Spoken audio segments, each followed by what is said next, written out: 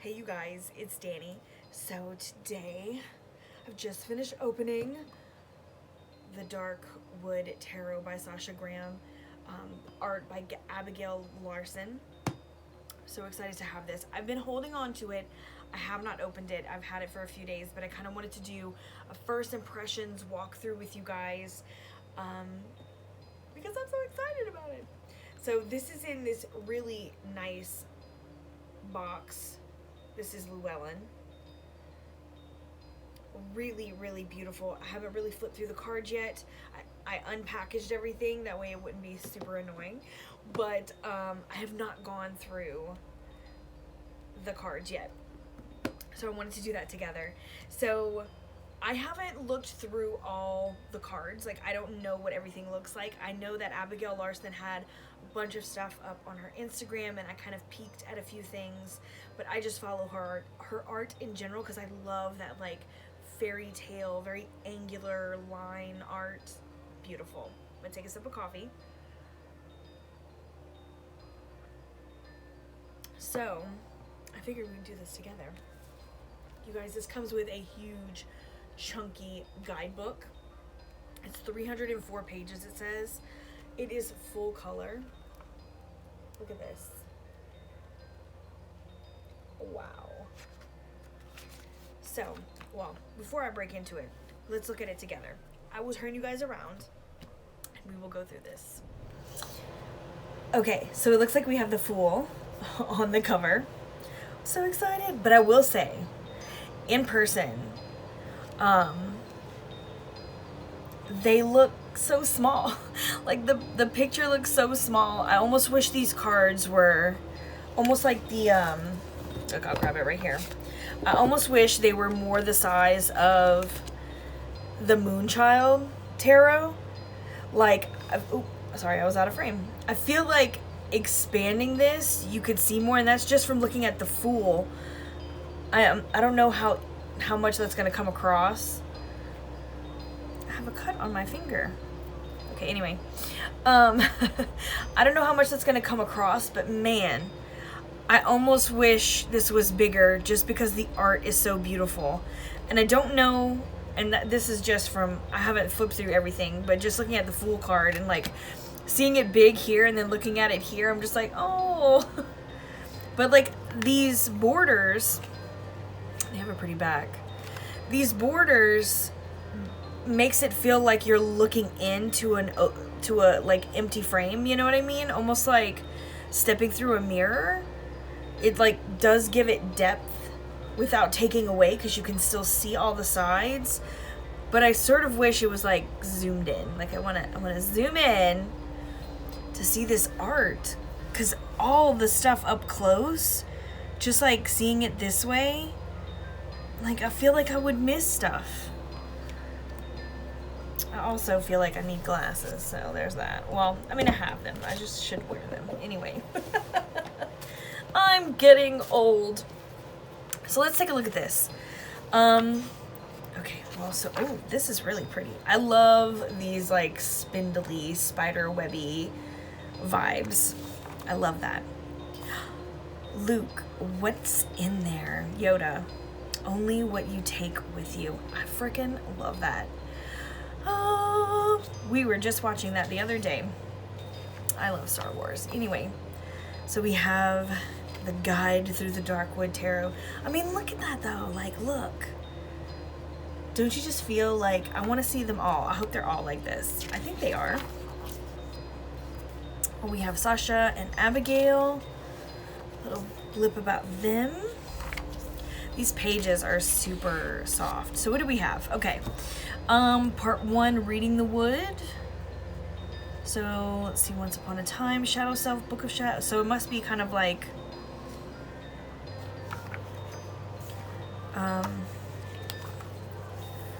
Book of Shadows. Oh, kind of creating your own Book of Shadows and like what to put in it. Okay, cool.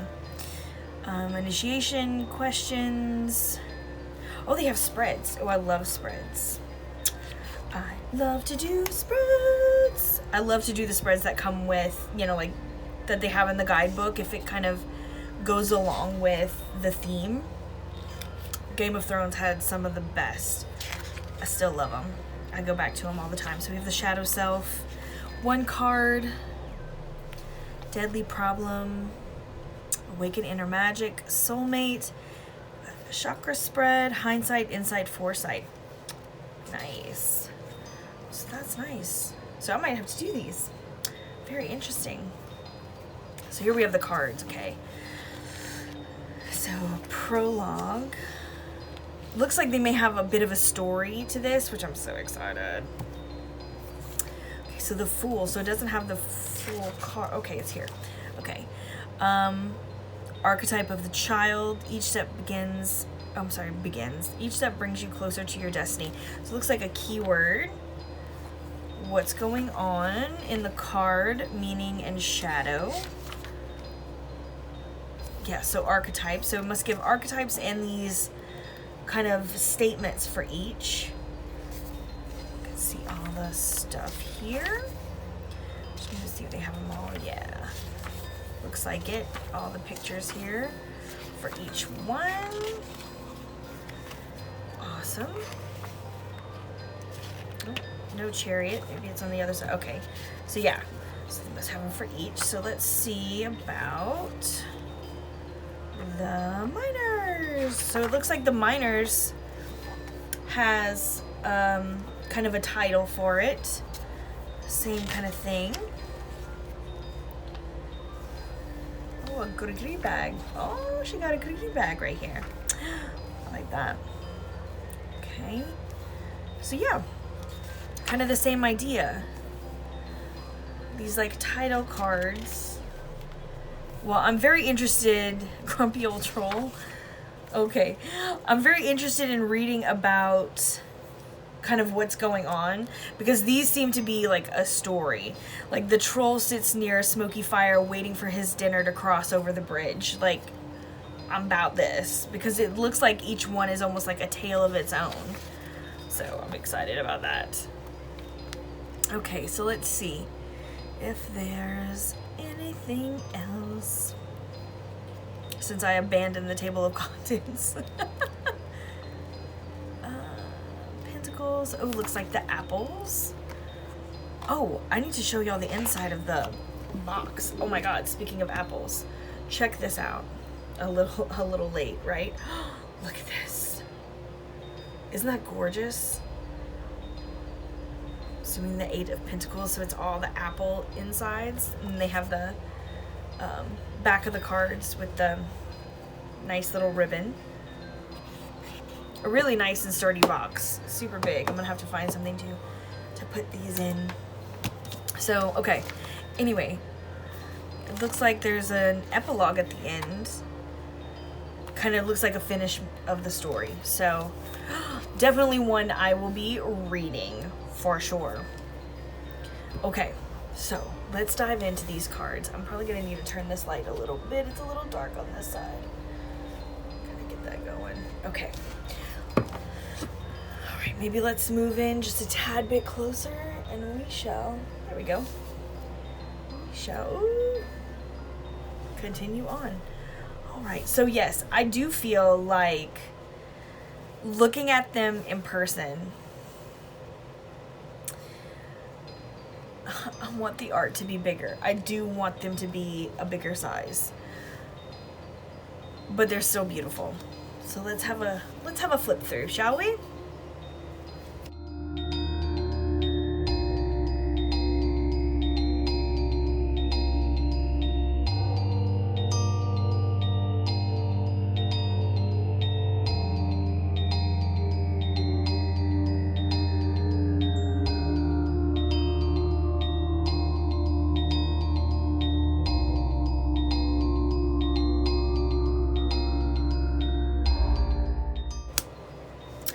Love this tower, you guys. We have a maiden falling.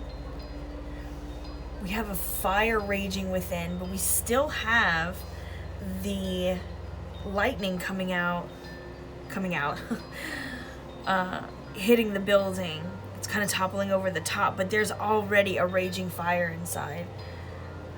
These swirling bats. It's beautiful.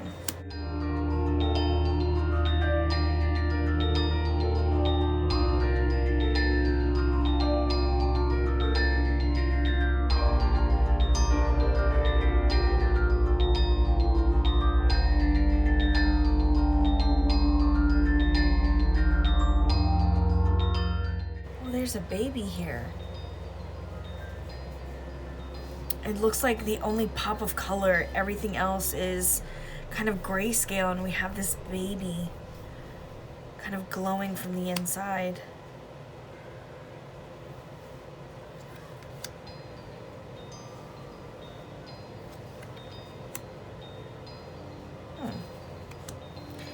Pause.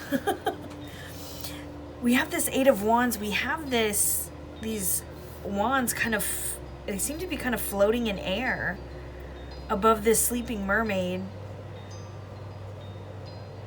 And it's like, I don't see as much movement. And I'm wondering if this is like the more like the shadow version of this card.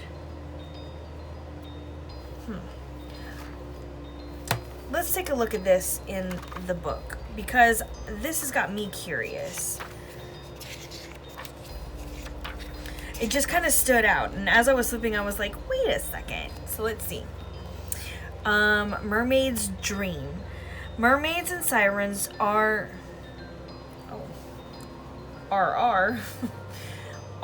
slippery. So mermaids and sirens are slippery sexual creatures who reflect unconscious depths.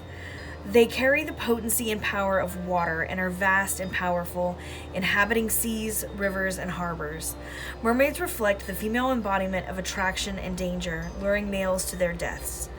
The mermaid represents the human capacity for longing. The reclined mermaid expresses our own naked vulnerability. She remains exposed and open as she sends out her personal desire, each intention embodied in the wands shooting out above her. Okay.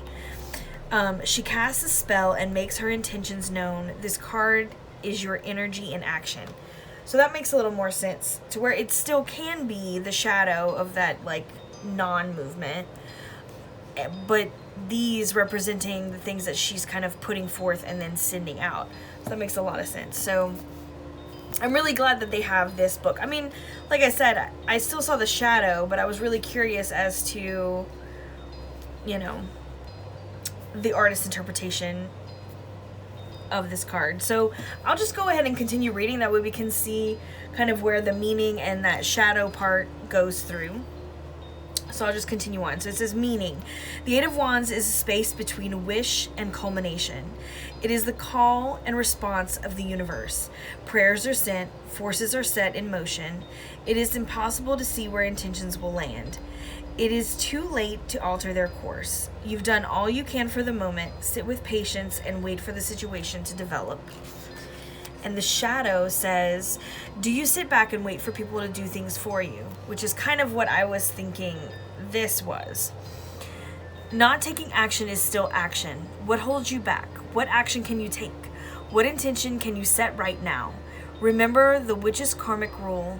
What you put out into the world will return to you. So, cool. Well, that gives a lot more explanation. I'm really going to dive into this guidebook for sure. So we have the 9.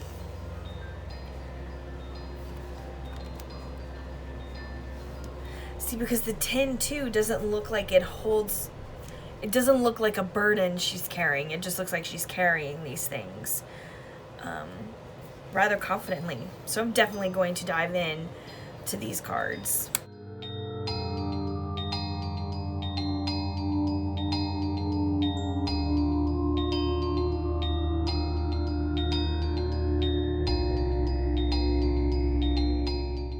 Oh, it looks like we have just animals for these for the cups.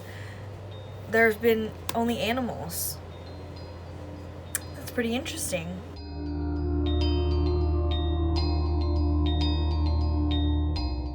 We have one person here.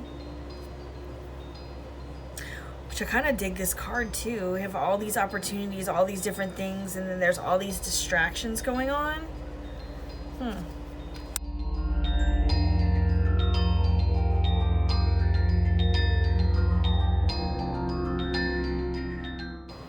This knight is not on a horse either.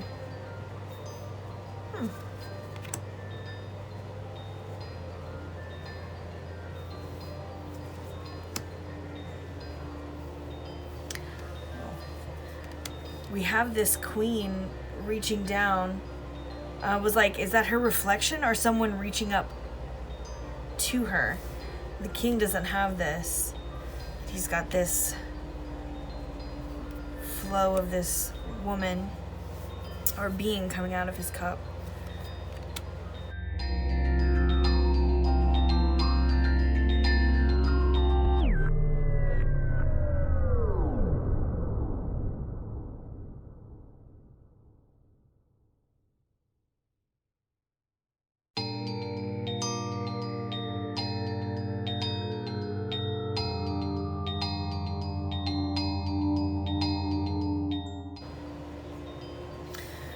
This one almost seems self-imposed in a way. Almost ritualistic.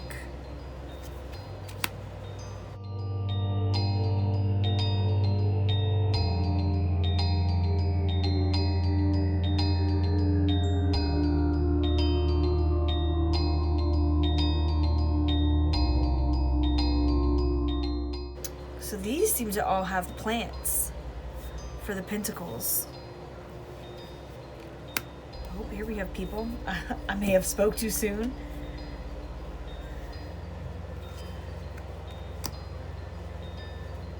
Oh, that is very interesting.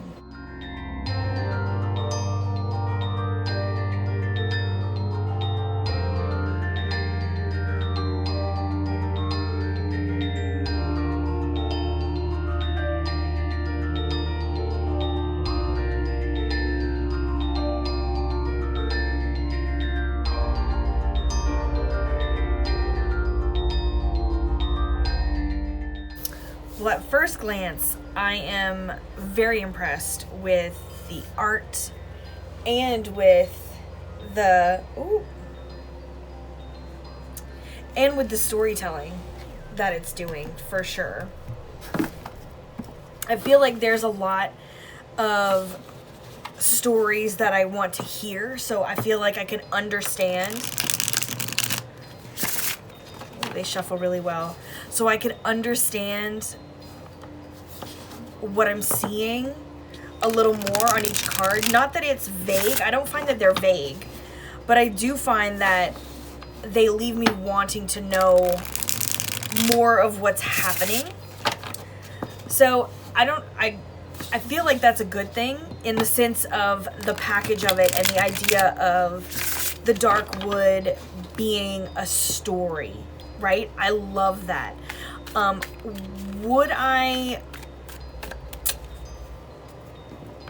How do I put that? Would I like it as much if it didn't have a guidebook to kind of go through it?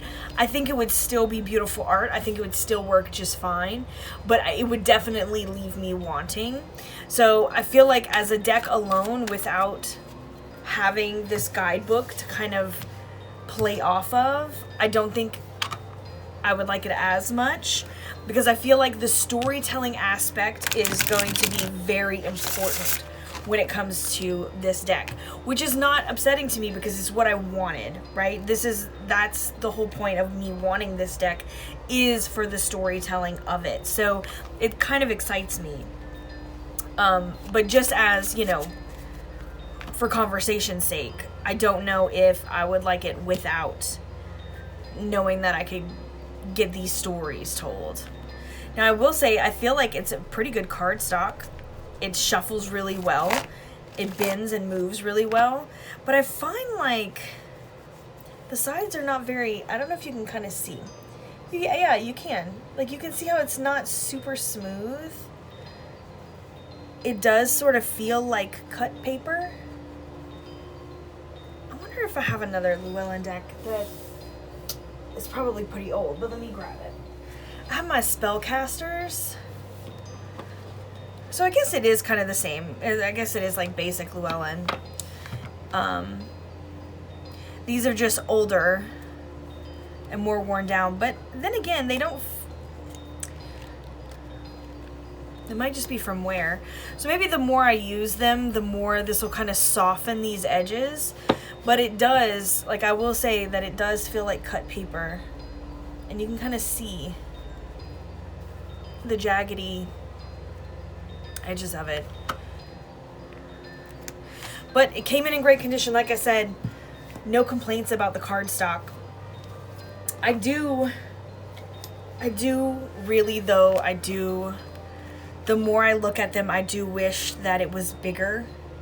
Like the cards were bigger just so you could see. I think it'll make it harder to shuffle. Obviously, bigger cards are always a little harder to shuffle. But man, I do feel like I want to get real close to really see what's going on.